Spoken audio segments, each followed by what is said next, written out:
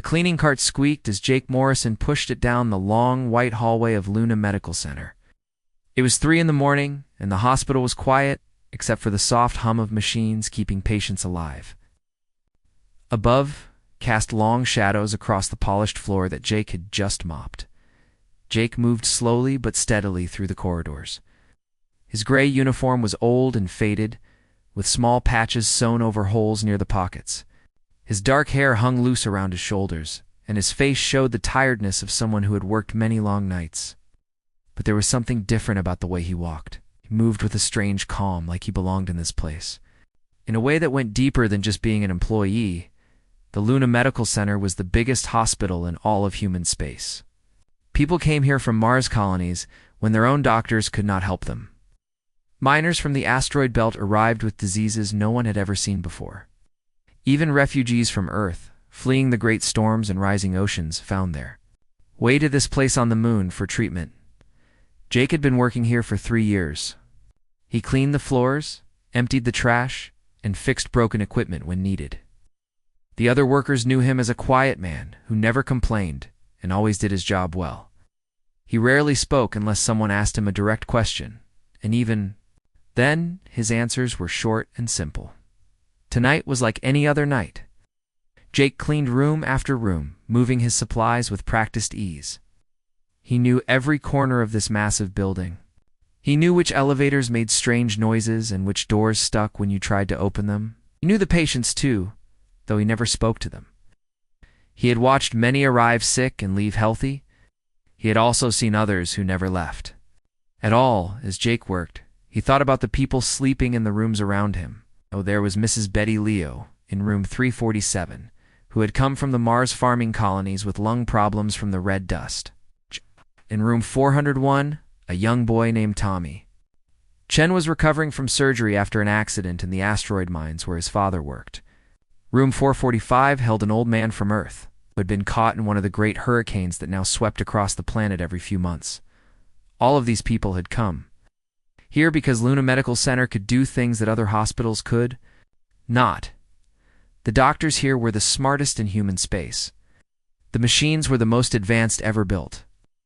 The medicines came from research that pushed the very limits of what science could do. Jake reached into his shirt and touched a small pendant that hung from a chain around his neck. It was made of some strange metal that seemed to change color in different light. The pendant was warm against his skin, and touching it always made him feel both sad and hopeful at the same time. It reminded him of things he tried not to think about during his long nights of work. He was cleaning near the main elevator when he heard angry voices coming from the emergency room. Jake paused, listening. Dr. Richard Kane was shouting at someone. Dr. Kane was the chief medical officer of the hospital, a tall man with perfect gray hair and expensive clothes under his white coat. He was known for being brilliant at his job, but also for being cruel to people he thought were beneath him. Jake pushed his cart closer to hear what was happening. Through the glass doors, he could see Dr. Kane standing over a young nurse named Amy Collins. Amy was new to the hospital. Only 6 months on the job, she was trying to explain something, but Dr. Kane kept interrupting her with harsh words. "You are nothing but a stupid girl who does not know her place," Dr. Kane was saying. "I do not care what you think you saw in that patient's test results. You're here to follow orders, not to think. If I wanted your opinion, I would ask for it." Amy's face was red, and Jake could see tears in her eyes. She was holding a medical tablet with patient information on it, trying to show Dr. Kane something important. But the doctor grabbed the tablet from her hands and threw it onto the nearest table. "Get back to work, and do not waste my time again," Dr. Kane said. "And remember, there are many nurses who would love to have your job. Do not make me find one of them." Jake watched Amy walk away with her head down. He had seen Dr. Kane treat people this way before. The doctor seemed to enjoy making others feel small and worthless. Jake had never liked it, but he had always stayed quiet. It was not his place to get involved in the problems between doctors and nurses, but as Jake turned to continue his cleaning, he accidentally bumped his cart into the wall. The impact made a loud noise that echoed through the hallway. Dr. Kane heard it and came storming out of the emergency room. "What was that noise?" Dr. Kane demanded. He looked around and saw Jake standing next to his cleaning cart. "Oh, it is just the janitor, I should have known." Jake stood quietly and waited. He had learned that the best way to deal with angry people was to let them say what they needed to say and then move on with his work. Dr. Kane walked closer to Jake, looking him up and down with disgust. "Do you know how much this equipment costs?" he asked, pointing at the medical machines nearby. "More money than you will make in your entire worthless life. And here you are bumping into walls like some kind of animal." "I am sorry," Jake said. Softly, "It was an accident. An accident." Dr. Kane laughed, but there was no happiness in the sound. "Everything about you is an accident. You are accidentally taking up space in my hospital. You are accidentally breathing air that useful people could be using. You are accidentally making noise when important work is trying to get done." Other staff members had come to see what was happening. Dr. Peter Hill, one of the younger doctors, stood near the nurses' station watching. Amy Collins had returned and was standing behind a pillar, still upset from her own encounter with Dr. Kane. Several other nurses and technicians had stopped their work to listen. Dr. Kane seemed to enjoy having an audience. He moved even closer to Jake, close enough that Jake could smell the expensive cologne the doctor wore. "Let me explain something to you, janitor," Dr. Kane said, his voice getting louder. "This is Luna Medical Center, the most important hospital in all of human space. We save lives here. We do work that matters. We are doctors and nurses and scientists who have spent years learning how to help people. And then there are people like you." Jake continued to stand quietly, his hands resting on the handle of his cleaning cart. His face showed no anger or fear, just the same calm expression he always wore. "People like you are here to clean up after. People like us," Dr. Kane continued. "You exist to empty our trash and mop our floors and stay out of our way. You are not important. You do not matter. You are just another worthless janitor who should be grateful that we let you work in the same building as real professionals." The hallway was completely quiet now except for Dr. Kane's voice. Everyone was watching to see what would happen next. Jake looked around at all the faces staring at him. He saw embarrassment in some eyes, anger in others, and fear in many. "The hell? You understand what I am telling you?" Dr. Kane asked. "Yes, sir," Jake said quietly. "I understand. But now, get your cart and get out of my sight. And try not to break anything else while you are stumbling around my hospital." Jake nodded once and began pushing his cart down the hallway. As he walked away, he heard Dr. Kane say to the others, "That is how you deal with people who do not know their place. Sometimes you have to remind them of what they really are." Jake did not look back, continued down the corridor, the wheels of his cart squeaking softly on the clean floor. But as he walked, he touched the pendant under his shirt again.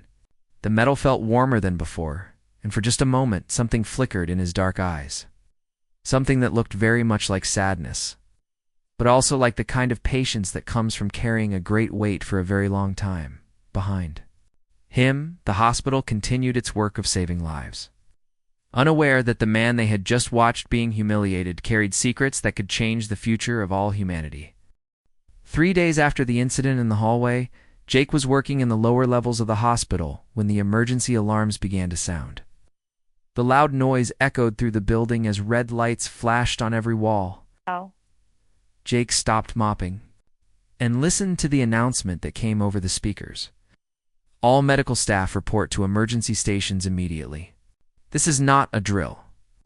We have incoming casualties from a major transport accident."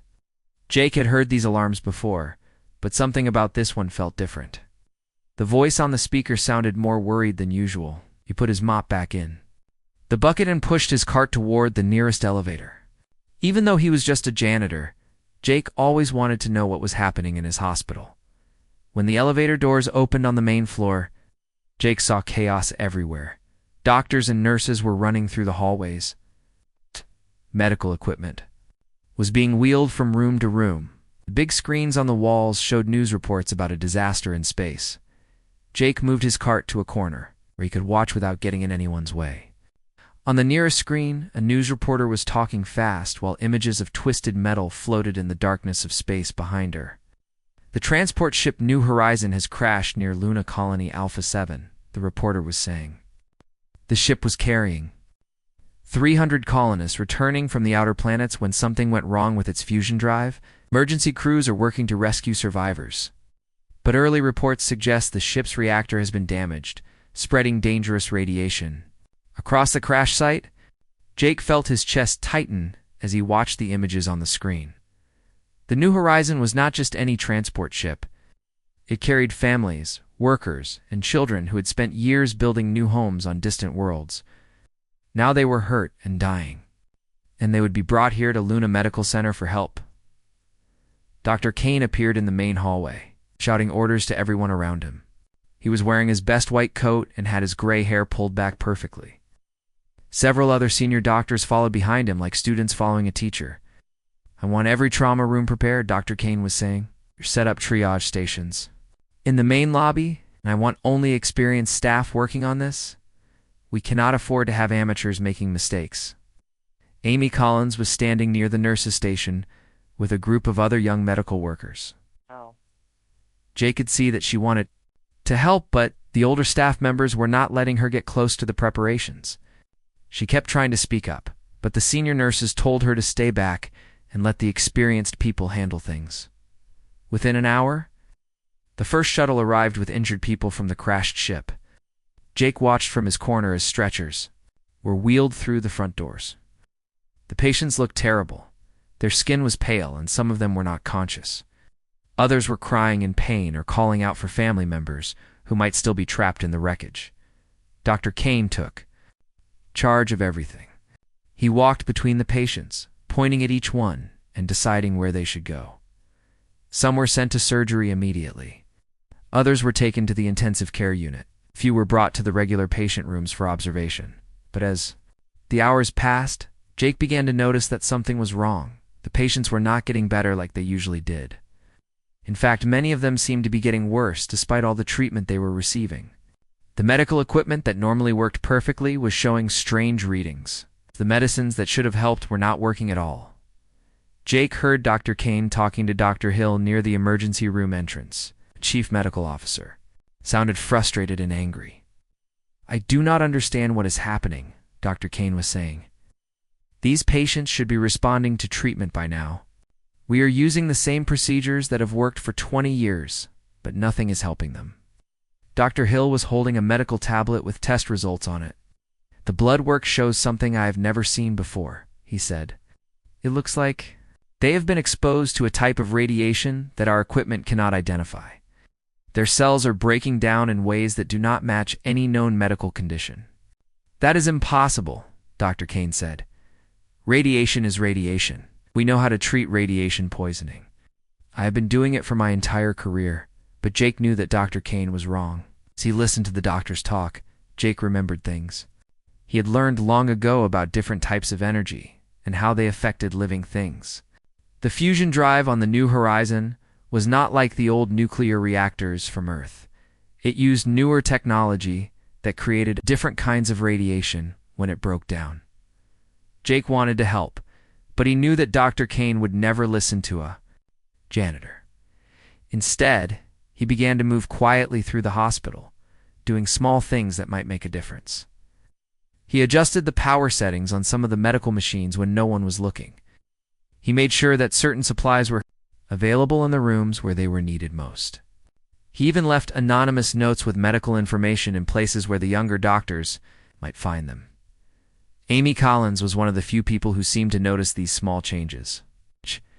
She found one of Jake's notes in the break room and read it carefully. The note contained information about treating exotic radiation exposure using a combination of medicines that were normally kept in different parts of the hospital. Amy did not know who had written the note, but the information seemed helpful. She took the note to Dr. Hill, who was more open-minded than Dr. Kane. Dr. Hill read the suggestions and decided to try them on one of the patients who was not responding to normal treatment. Within a few hours, that patient began to show signs of improvement. But when Dr. Hill tried to tell Dr. Kane about the new treatment, the chief medical officer refused to listen. I do not care about anonymous notes and experimental procedures, Dr. Kane said. We will follow established medical protocols. I will not risk my reputation on some wild theory from an unknown source." Meanwhile, more shuttles kept arriving with injured people from the New Horizon. The hospital was becoming crowded, and the staff was getting tired from working so many hours without rest. Jake could see the exhaustion on everyone's faces as they tried to save lives with treatments that were not working. Late that night, Jake was cleaning near the intensive care unit when he overheard two nurses talking quietly. "We have lost 12 patients today," one nurse said to the other. 12 people who should have lived if we could figure out how to help them. "Dr. Kane keeps saying that we are doing everything right," the second nurse replied. "But I have been working here for 10 years, and I have never seen anything like this. It is like the radiation from that ship is different from anything we have ever dealt with before." Jake stopped cleaning and listened more carefully. He knew that both nurses were right. The radiation from the New Horizons' damaged fusion drive was indeed different. It was a quantum-level energy that affected the basic building blocks of human cells in ways that traditional medicine could not fix. But Jake also knew that Luna Medical Center had equipment that could help these patients. Hidden in the lower levels of the hospital were experimental medical devices that could handle quantum radiation exposure. The problem was that Dr. Kane did not know about this equipment, and even if he did, he would not know how to use it properly. As Jake continued his cleaning rounds, he began to form a plan. He could not directly tell the doctors what to do, but he could guide them toward the solutions they needed. He started leaving more detailed notes in places where the right people would find them. He adjusted more equipment settings to prepare the machines for the type of treatment the patients required. He even began rerouting power through the hospital's electrical systems to make sure the experimental medical bays in the basement would be ready when needed. Amy Collins continued to notice these mysterious changes. She started following Jake from a distance, trying to figure out if the quiet janitor was somehow connected to the helpful information that kept appearing around the hospital. She watched him work and noticed that he seemed to know more about the hospital systems than any maintenance worker should. By the end of the second day of the crisis, the situation was getting desperate. More patients were dying, and Dr. Kane was becoming more frustrated and angry. He started blaming the nursing staff for not following his orders correctly. He yelled at the younger doctors for asking questions about alternative treatments. Even threatened to fire anyone who suggested that his medical procedures might not be working. But Jake continued his quiet work, knowing that soon he would have to make a choice. He could keep hiding in the shadows, helping in small ways, while watching people die, or he could step forward and risk revealing secrets that he had kept hidden for many years. As he cleaned the floors that night, Jake touched the pendant around his neck once again. The metal felt warm against his fingers, and he could almost hear voices from the past telling him what he needed to do. The people on the New Horizon deserved better than what they were getting. They deserved a chance to live, even if it meant that Jake would have to give up the simple life he had built for himself as a janitor. The question was whether Dr. Kane would listen to him when the time came. No? Or whether the chief medical officers' pride would cost more lives before the truth finally came out. On the third day of the crisis, Jake arrived at work to find the hospital in a state of panic. The death count had risen to 26 people, and more patients were dying every hour. The hallways were filled with family members crying and asking questions that no one could answer. The medical staff looked tired and defeated. Jake changed into his work clothes and picked up his cleaning supplies. But his heart was heavy. He'd been helping in secret for 3 days, but it was not enough.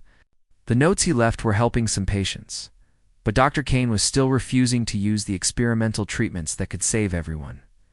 As Jake walked through the main corridor, he saw Amy Collins sitting alone in a corner. She was holding a medical tablet and staring at test results with tears in her eyes. Jake had watched her work harder than anyone else during the crisis, but Dr. Kane kept pushing her away from the important cases. Jake stopped his cart and walked over to Amy. This was the first time he had ever approached one of the medical staff directly. "Are you okay?" Jake asked quietly. Amy looked up at him with surprise. She had seen the janitor around the hospital for years, but they had never really talked before. "No, I am not okay," Amy said. I keep finding these helpful notes around the hospital with medical information that could save people. But when I try to show them to Dr. Kane, he tells me to mind my own business. Meanwhile, people are dying because he is too proud to try something new. Jake sat down next to Amy on the bench. He looked at the tablet in her hands and could see the blood test results from the latest patients.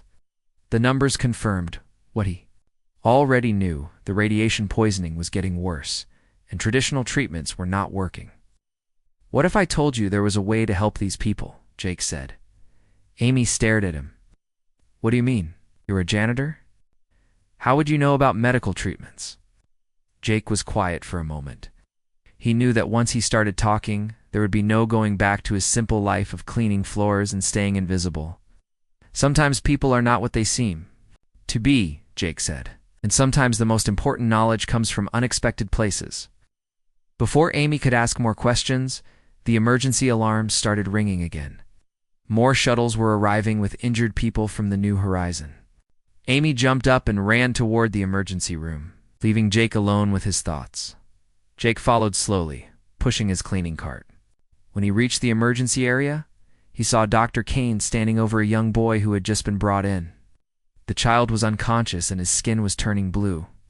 The monitors around his bed were making loud beeping sounds. "Get me 50 units of radiation medicine," Dr. Kane ordered one of the nurses. "Doctor, we have already tried that treatment on the other patients," Dr. Hill said carefully. "It did not work for any of them." "Then we will try it again," Dr. Kane snapped. "I am the chief medical officer here, and I decide what treatments we use." Jake watched as the nurses gave the boy the same medicine that had failed to help the other patients. Within minutes, the child's condition got worse. His breathing became shallow, and the monitors started showing dangerous readings. "This is impossible," Dr. Kane said, but Jake could hear fear in his voice for the first time. The treatment should be working. Jake could not stand by and watch any longer. He parked his cleaning cart and walked into the emergency room. All the doctors and nurses turned to look at him with confusion. "Excuse me," Jake said quietly. "Think I can help?" Dr. Kane's face turned red with anger. "Get out of here immediately. This is a medical emergency, not a place for janitors." But Jake did not leave. Instead, he walked closer to the boy's bed and looked at the monitors. "Radiation from the New Horizons fusion drive creates quantum-level cellular damage," he said in a calm voice. "Traditional radiation medicine cannot fix quantum poisoning because it works on a different level of reality." Everyone in the room stared at Jake in shock. The words he had just spoken were not something a janitor should know or understand. Dr. Kane laughed, but it was not a happy sound. "This is ridiculous.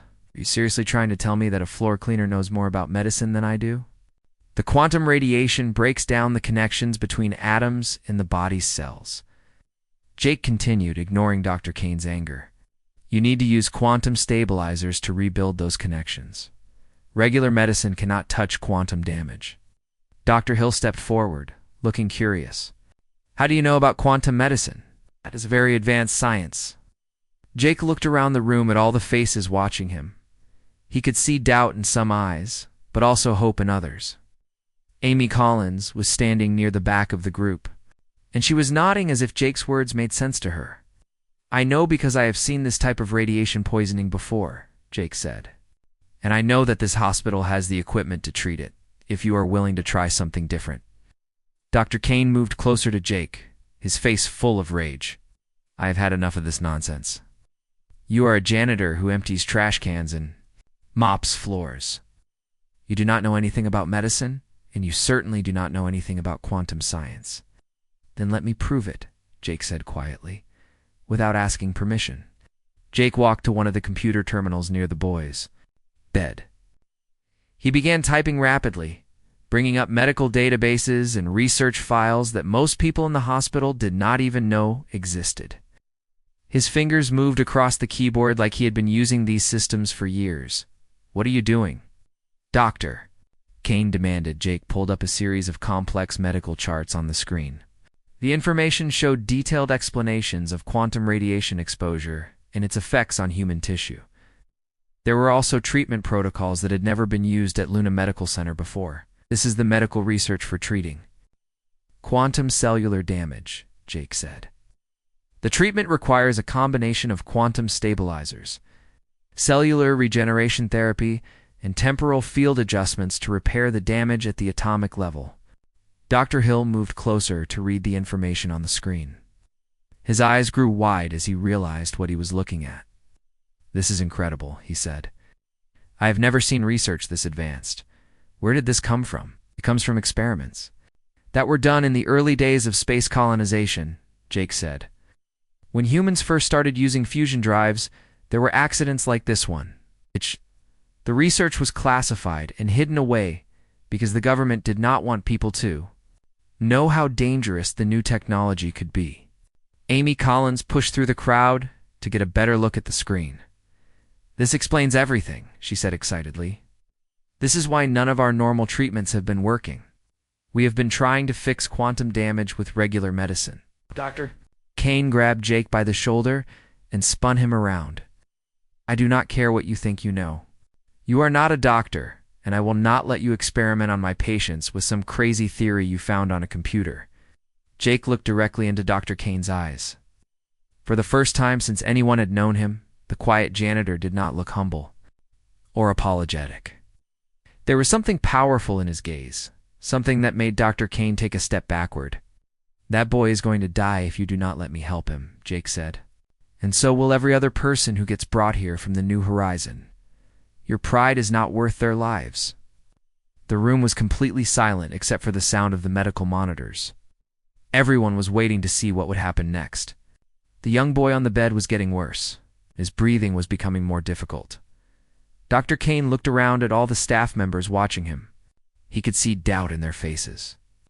Some of them were looking at Jake with curiosity instead of dismissal. Others were studying the medical information on the computer screen. "This is insane," Dr. Kane said, but his voice was quieter now. "You want me to trust the medical advice of a janitor?" "I want you to trust the medical advice that can save lives," Jake replied. "It does not matter who gives you the information. What matters is whether it works." Amy Collins stepped forward. "Dr. Kane, I have been watching the patterns in our patients' conditions. What Jake is saying matches everything I have observed. Maybe we should at least consider trying his suggestions." "He is not even a real medical professional," Dr. Kane said. But Jake could hear uncertainty in his voice now. Jake walked back to the computer terminal and brought up another screen. This one showed the hospital's equipment inventory, including machines and supplies that were stored in restricted areas of the building. "Luna Medical Center has 3 quantum stabilization units in basement level 5, Jake said. "They have been there for 15 years, but they were never used because no one knew how to operate them properly. There are also cellular regeneration chambers in the research wing that can repair quantum damage if they are calibrated correctly." Dr. Hill looked at Dr. Kane with surprise.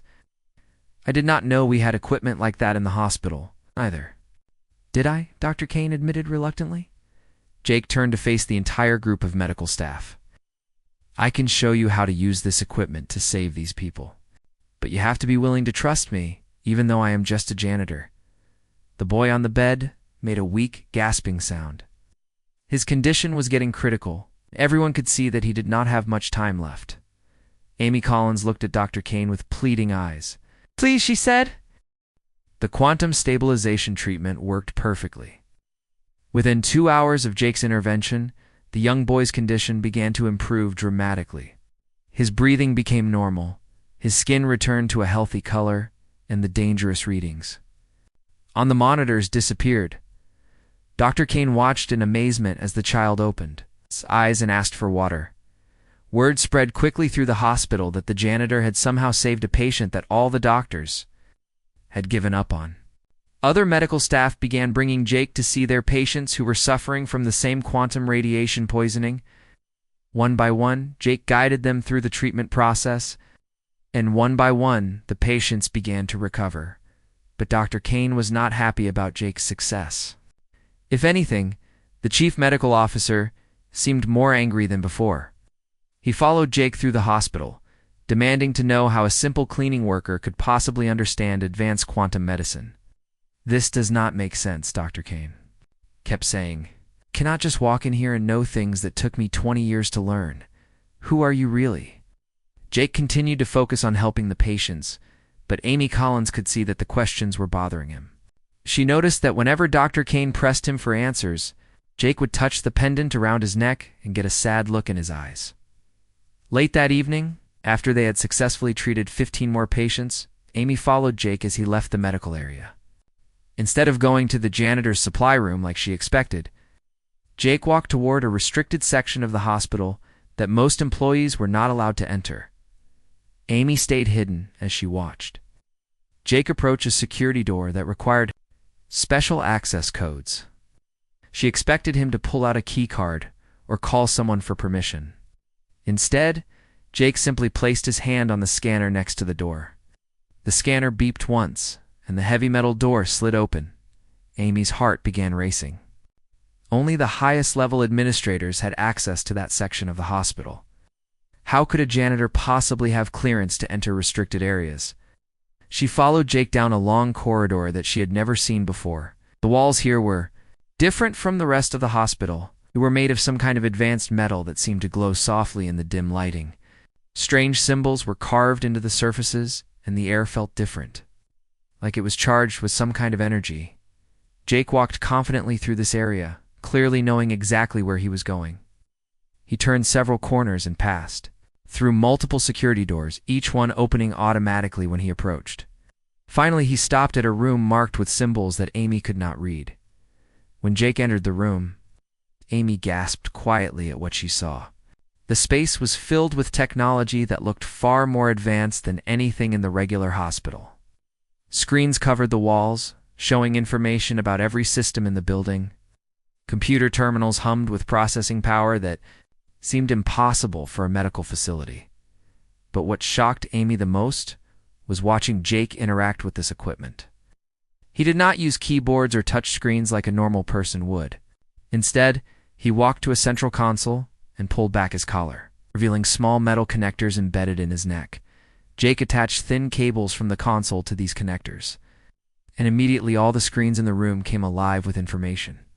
Data flowed across the displays faster than any human could read, but Jake seemed to understand all of it instantly. His eyes moved back and forth as he processed streams of information about hospital operations, patient conditions, and systems that Amy had never known existed. Amy realized that Jake was not just using the computers, he was connected to them directly through his nervous system. The technology was beyond anything she'd ever seen, even in the most advanced research facilities. "I was wondering when you would follow me here," Jake said without turning around. Amy jumped, realizing that Jake had known she was watching him the entire time. "I'm sorry," she said. "I didn't mean to spy on you. I just wanted to understand how you knew so much about medicine." Jake disconnected the cables from his neck and turned to face her. For the first time since she had known him, he did not look like a simple janitor. There was something different in his expression, something ancient and wise that made Amy feel like she was looking at someone much older than he appeared. "My real name is not Jake Morrison," he said quietly. "I am not really a janitor." Amy stepped closer, her curiosity overcoming her fear. "And then who are you?" Jake was silent for a long moment, as if deciding how much truth to tell her.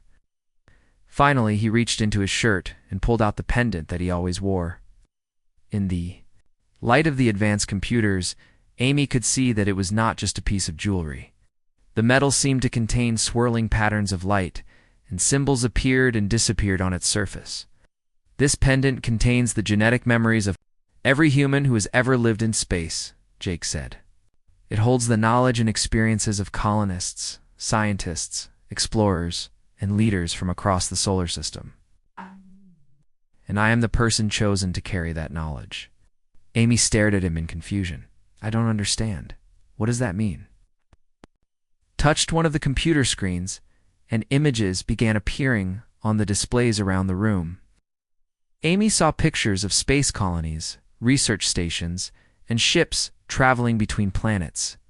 She saw laboratories where scientists worked on projects that looked decades ahead of current technology. 50 years ago, humanity began expanding into space, Jake explained. But the leaders on Earth were worried about what would happen if the colonies became too independent. They were also concerned about threats that might come from other parts of the galaxy. More images appeared on the screens, showing massive ships that looked like nothing Amy had ever seen before. These vessels were clearly not built by humans, and they seemed to be moving toward the solar system. A secret organization was created. To prepare humanity for challenges that regular governments could not handle, Jake continued. Luna Medical Center is not just a hospital. It is also a research facility and a training center for people who will protect human colonies from dangers that most people do not even know exist. Amy felt overwhelmed by what she was hearing. Are you saying that you work for some kind of secret government? Jake shook his head.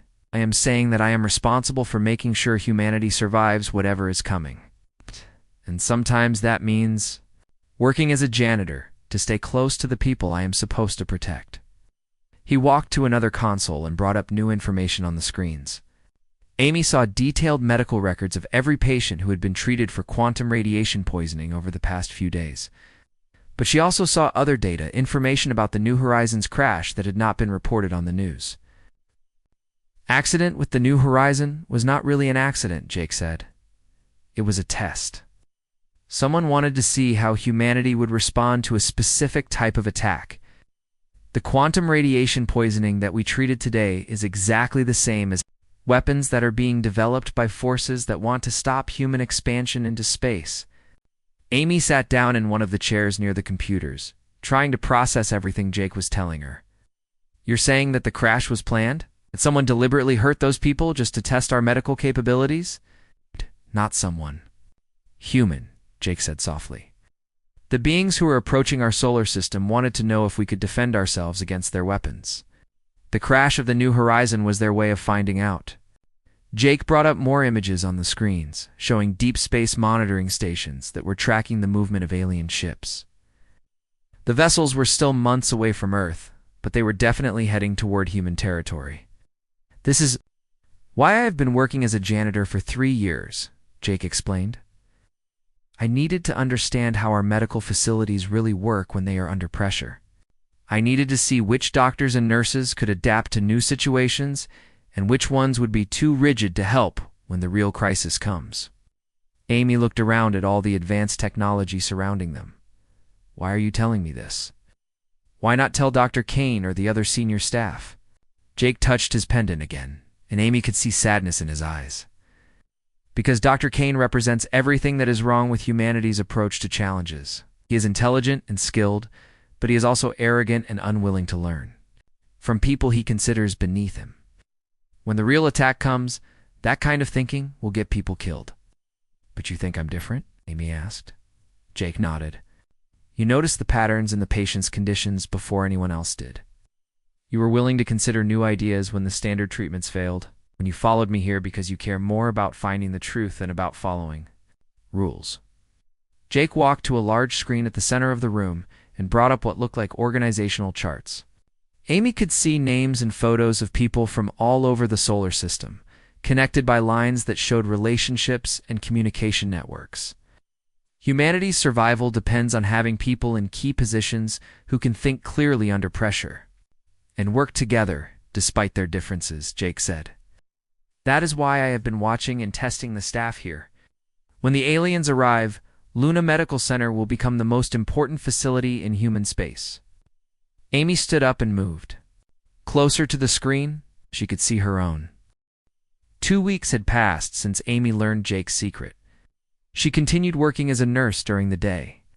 But at night, she met with Jake in the hidden room to learn about humanity's preparations for the coming threat. Jake taught her how to use the advanced medical equipment and explained the communication networks that connected Luna Medical Center to defense stations across the solar system. Amy found it difficult to act normal around Dr. Kane, knowing what she now knew about Jake's true identity. The chief medical officer continued to treat Jake poorly, never realizing that the janitor he humiliated was actually one of the most important people in human space. On a quiet Tuesday morning, Amy was working in the patient recovery area when all the lights in the hospital suddenly went out. Emergency power kicked in a few seconds later, but the backup lights were dim and flickering. Then the alarms started ringing, not the usual medical emergency alarms, but a different sound that Amy had never heard before. Jake appeared in the hallway, moving faster than Amy had ever seen him move. He was no longer trying to act like a slow, tired janitor. His face was serious and focused as he ran toward the main computer terminal in the nurse's station. "What's happening?" Amy asked as she caught up to him. Jake was typing rapidly on the computer, bringing up displays that showed the space around Luna Colony. "They came early," he said. "The alien ships were supposed to arrive in 3 months, but something changed their timeline." On the screen, Amy could see 3 massive ships approaching from the dark space beyond the moon. They were bigger than anything humanity had ever built, and they moved in perfect formation like predators closing in on prey. Dr. Kane came running down the hallway, shouting orders to everyone around him. "What is going on with the power systems? Why are all the computers acting strange?" Jake stood up from the terminal and faced Dr. Kane directly. For the first time in 3 years, the janitor did not look humble or apologetic. There was authority in his posture that made even Dr. Kane stop talking. "The hospital is under attack," Jake said calmly.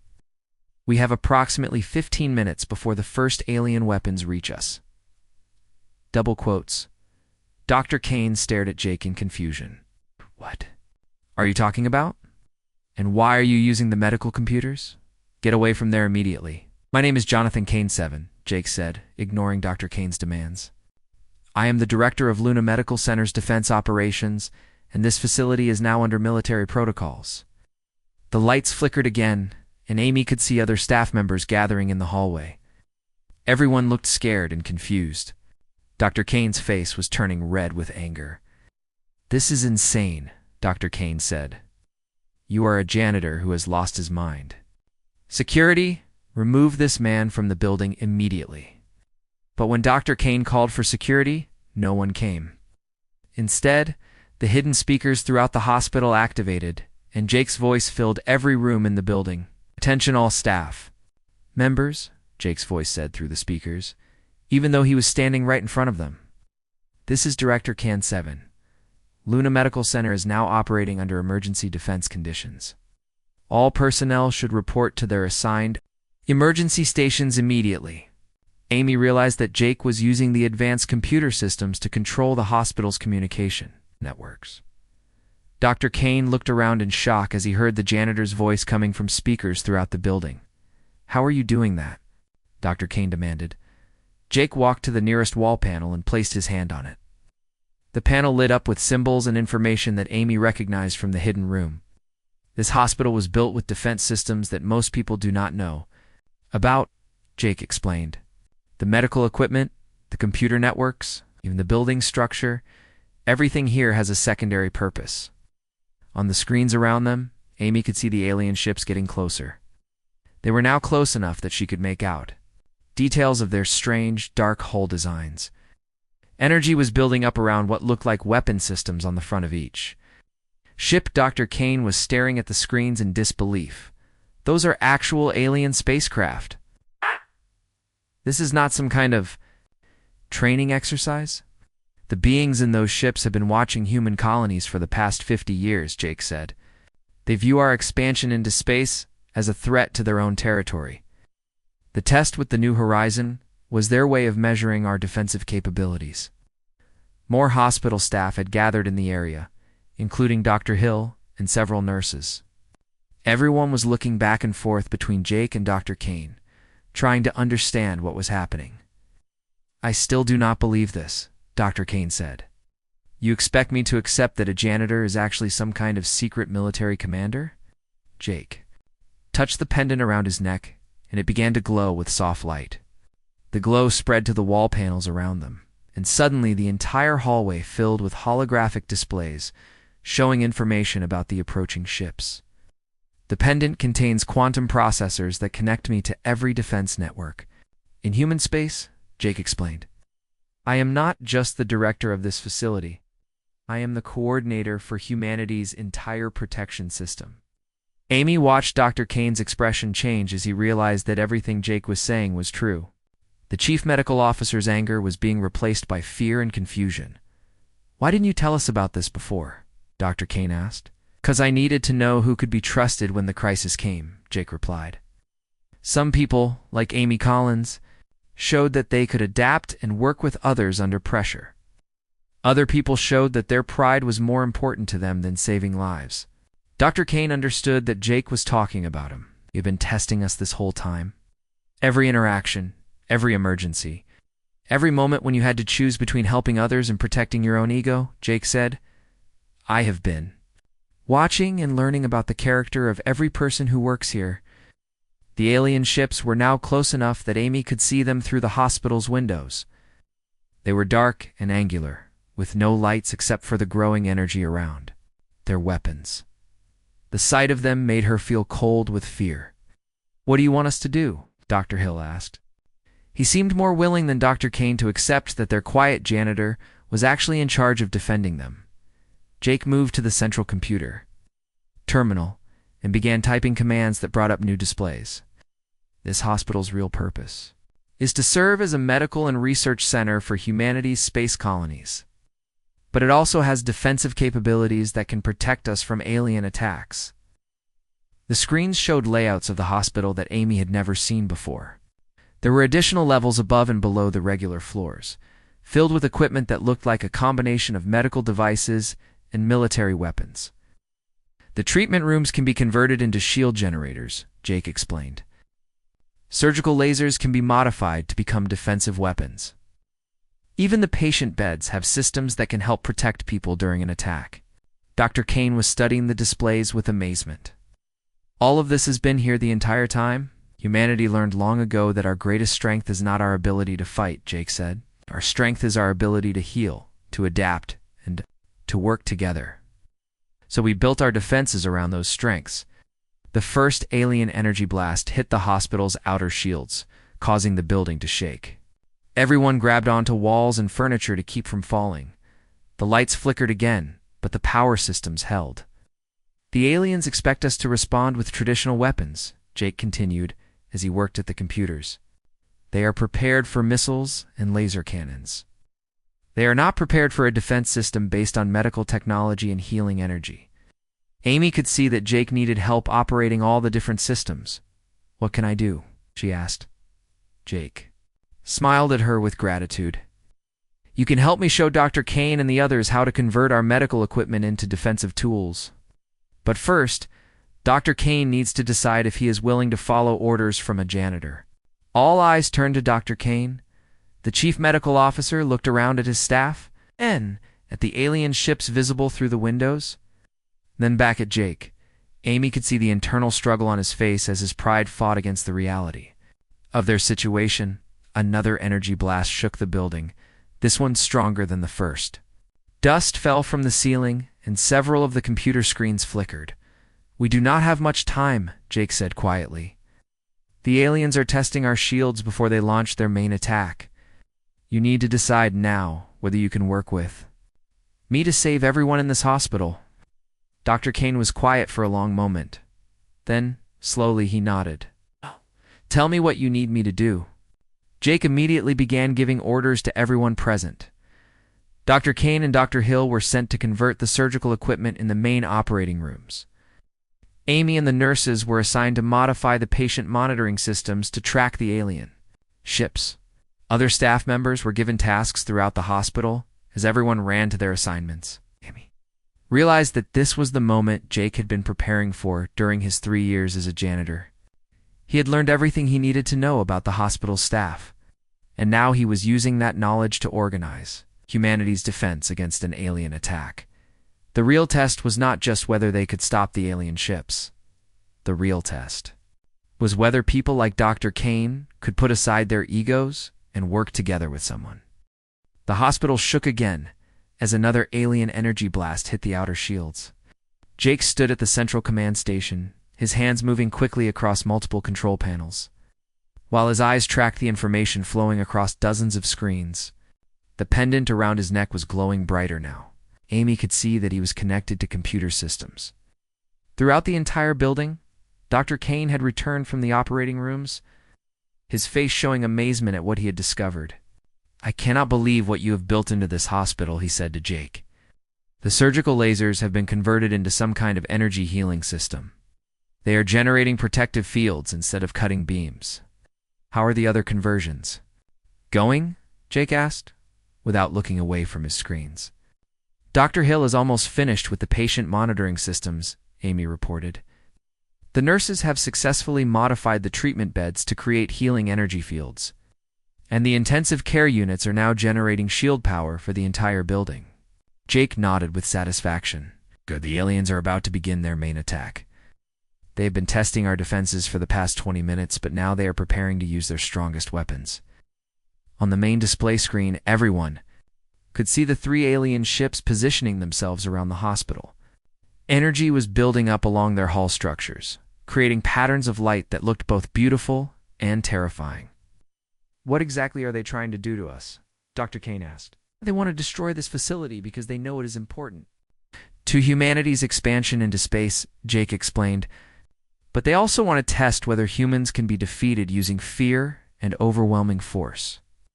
Their entire military strategy is based on making enemies surrender without fighting. Another staff member ran into the command area. The aliens are sending some kind of communication signal to us. Should we respond? Jake paused his work and looked at the others around him. Yes, but not in the way they expect. Amy, I need you to help me with something that no alien species has ever seen before. Amy moved to stand next to Jake at the control station. What do you need me to do? The aliens communicate through displays of power and dominance, Jake said. They expect us to either surrender immediately or respond with threats and weapons. Instead, we are going to show them something completely different. Jake began typing commands that brought up new systems throughout the hospital. Amy watched as medical scanners throughout the building began focusing outward toward the alien ships instead of inward toward patients. We are going to scan the aliens themselves, Jake explained. Not to find weaknesses or plan attacks, but to check if any of them are injured or sick, and we are going to offer to heal them. Dr. Kane stared at Jake in shock. You want to offer medical treatment to the beings who are trying to kill us? Want to show them that humanity's greatest strength is not our ability to destroy, but our ability to heal, Jake replied. This is something their species has never encountered before. The medical scanners completed their work, and information began appearing on the screens around them. Amy was surprised to see that several of the aliens aboard the attacking ships were indeed showing signs of illness and injury. The scans show radiation poisoning in some of their crew members, Amy said as she read the data. It looks like the same type of quantum radiation damage we treated after the New Horizon crash. Jake smiled. Exactly. Their own weapons technology is harming them, just like it harmed the human colonists. They do not know how to treat quantum radiation poisoning, so you want to teach them? Dr. Kane asked, his voice showing disbelief. I want to heal them, Jake said simply, but I want you to help me do it. Jake activated the hospital's communication systems and sent a message to the alien ships. But instead of words, the message contained detailed medical information about treating quantum radiation exposure. It also included an offer to provide treatment to any injured aliens who wanted help. The attack on the hospital stopped immediately. The energy weapons on the alien ships powered down, and the threatening formations they had been holding broke apart. For several minutes, nothing happened except silence. Are they considering our offer? Amy asked. They are trying to understand it, Jake replied. Their species has never encountered another race that responded to aggression with offers of help. They do not know how to process what we just did. Dr. Kane was studying the alien ship formations on the display screens. Look at how they are moving now. They seem confused and uncertain. Jake nodded. Their entire military strategy depends on predictable responses from their enemies. When faced with superior force, most species either fight back desperately or surrender completely. We just did something that does not fit either of those patterns. A new signal came from the alien ships, and Jake translated it for the others. They're asking if our offer of medical treatment is genuine, or if it is some kind of trap. What should we tell them? Dr. Kane asked. Jake began preparing another message. We tell them the truth.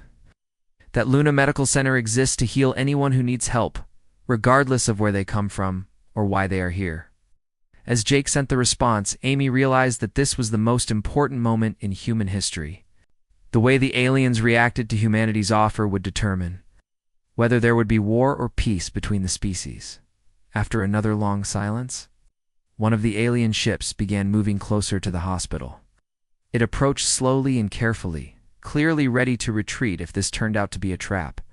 They are sending a small shuttle with injured crew members, Jake announced as he watched the alien movements on his screens. Dr. Kane, are you willing to treat alien patients using the same medical skills you use to help humans? Dr. Kane was quiet for a moment. Amy could see that he was thinking about everything that had happened over the past few weeks. The chief medical officer had been forced to confront his own prejudices and ego. First, when Jake proved superior medical knowledge, and now, when faced with the choice of healing former enemies. Yes, Dr. Kane said finally. You can trust me to help with this. Jake looked at Dr. Kane with respect. I always knew you were a skilled doctor. The question was whether you could learn to work with others as an equal instead of trying to control them. The alien shuttle docked with the hospital's emergency bay. 3 beings were brought inside on floating medical platforms. Amy had never seen aliens before, and she was surprised by how human-like they appeared. They were taller than humans, and had different skin coloring, but their basic anatomy was similar enough that human medical techniques could work on them. Dr. Kane examined the alien patients while Jake operated the quantum medical equipment. Working together, they successfully treated the radiation poisoning that was killing the alien crew members. The process took several hours, but by the end, all 3 aliens were healthy and conscious. During the treatment process, more alien ships had arrived in the area around the moon. But instead of positioning themselves for attack, they waited peacefully while their injured comrades received medical care. When the treatment was finished, the aliens who had been healed were able to communicate directly with Jake and the hospital staff. Through translation devices, they explained that their species had been expanding through the galaxy for thousands of years, conquering other races through fear and superior technology. We have never encountered a species that responded to aggression with healing, the lead alien said. Your behavior does not match any pattern in our military databases. We do not understand how to proceed. Jake stepped forward to speak for humanity. Our species learned long ago that our greatest strength comes not from our ability to destroy, but from our ability to adapt, to learn, and to help others. We expand into space, not to conquer territory, but to build new homes and discover new knowledge. The aliens spent several more hours at the hospital, observing how humans worked together and treated both human and alien patients with equal care. Amy watched as Dr. Kane, who had once been arrogant and dismissive, worked alongside Jake as an equal partner in treating patients and explaining human medical techniques to alien observers. Finally, the alien leader made an announcement that changed everything. Our species will withdraw from human space, he said. We came here expecting to find another aggressive, expanding empire that we would need to destroy. Instead, we found something we have never seen before, a species that chooses to heal rather than harm. The alien ships began departing, but they left behind communication devices and star charts showing safe routes for human exploration. They also provided information about other alien species that humans might encounter in the future, along with advice about how to approach them peacefully. As the last alien ship disappeared into deep space, Jake finally relaxed and stepped back from the command station. The crisis was over, and humanity had passed the test, not through superior weapons or military strategy, but through compassion and the willingness to help others. Dr. Kane walked over to Jake, and for the first time since anyone could remember, the chief medical officer looked humble. I owe you an apology, he said. I have spent years thinking that leadership meant controlling others and proving my superiority. You showed me that real.